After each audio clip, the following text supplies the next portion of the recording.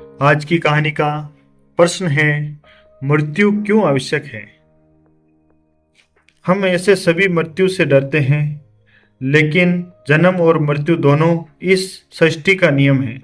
इन्हीं से ब्रह्मांड का संतुलन बना रहता है और रहता है।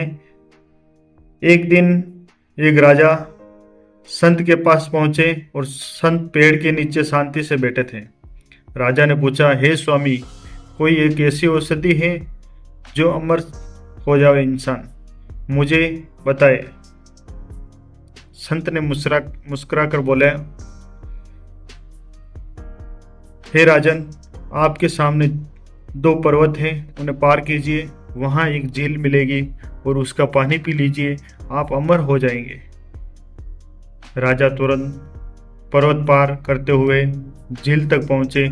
जैसे ही पानी पीने के लिए झुके और उन्होंने एक दर्द भरी आवाज सुनाई दी। एक बुढ़ा, उन्होंने देखा जैसे ही एक बुढ़ा बिल्कुल कमजोर आदमी धरती पर पड़ा हुआ था। राजा ने पूछा, ऐसी क्या पीड़ा है तुम्हें? उस व्यक्ति ने कहा, मैंने इस झील का पानी पी लिया था और अमर हो गया। जब मेरी उम्र 100 साल हुई तो मेरे बेटे ने मुझे घर से निकाल दिया। मैं 50 वर्षों से यहीं पड़ा हूं, बिना किसी सहारे, बिना किसी सेवा के। मेरा बेटा मर गया, मेरा पोता बूढ़े हो गए, मैंने खाना पीना भी छोड़ दिया, फिर भी मैं नहीं मर सकता। राजा का दिल कांप उठा। उन्होंने सोचा, यदि बुढ़ापे में अमर होना ही ऐसा, तो अमरता का कोई फायदा नहीं है। वे वापस संत के पास गए और बोले, स्वामी, यदि अमरता के साथ यौवन भी मिल जाए, जवानी भी मिल जाए, तो इसका मूल्य है, क्या इसका उपाय है? संत बोले, दूसरे पर्वत के ऊपर कर दीजिए आप, वहाँ एक पेड़ मिलेगा जिसका आप फल खा लीजिए। उसमें एक ऐसा फल खा लीजिए जिसको आप अमर के साथ जवानी भी मिल जाएगी आपको। राजा दूसरे पर्वत पार पहुंचे और सचमुच उन्होंने एक पेड़ देखा जिस पर चमकते हुए पीले सफ़ेद फल लगे हुए थे। जैसे ही राजा ने फल तोड़ना के लिए हाथ बढ़ाया और तेज झगड़े की आवाज़ सुनाई दी। उन्होंने देखा 4 जवान आदमी जोर जोर से बहस कर रहे थे और राजा ने पूछा, तुम लोग क्यों झगड़ा कर रहे हो? पहला बोला, मैं 250 साल का हूं और ये 300 साल का आदमी मेरी संपत्ति नहीं बांट रहा है। राजा ने दूसरे से पूछा तो उसने कहा, मेरा पिता 350 साल का है, वे अभी तक मुझे मेरा हिस्सा नहीं दे रहा है, तो मैं अपने बेटे को कैसे दूं?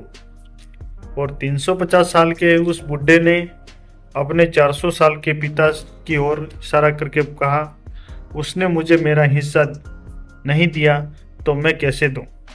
राजा चक्कर में पड़ गए और समझ गए कि अमरता, लालच, विवाद, दुख का कभी खत्म नहीं होने वाला है, चक्कर बन जाती हैं। वे संत के पास लौटे और हाथ जोड़कर कहा, स्वामी धन्यवाद, आज मुझे मृत्यु का महत्व समझ आ गया। संत ने शांत स्वर में कहा, राजन, मृत्यु इस संसार में प्रेम को बनाए रखती है। मृत्यु के कारण ही मनुष्य एक दूसरे की कदर करता है। मृत्यु की चिंता मत करो, हर दिन हर पल को आनंद और भक्ति के साथ जियो। खुद को बदलो, दुनिया खुद ब खुद बदल जाएगी। दुनिया खुद बदल जाएगी, अपन को खुद को बदलना पड़ेगा। जब आप स्नान करते हो, समय भगवान का नाम लेते हो, तो वह एक पवित्र स्नान बन जाता है। जब आप भोजन करते समय भगवान का नाम लेते हैं, तो भोजन प्रसाद बन जाता है। चलते समय नाम लो भगवान का, तो जीवन तीर्थ यात्रा बन जाता है। रसोई में नाम लो तो भोजन दिव्य बन जाता है, और सोने से पहले भगवान का नाम लो तो नींद का ध्यान बन जाता है। काम करते समय नाम लो तो वे भक्ति में बदल जाता है, और जब घर में भगवान का नाम गूंजता है तो वही घर मंदिर बन जाता है। दोस्तों, कहानी कैसी लगी?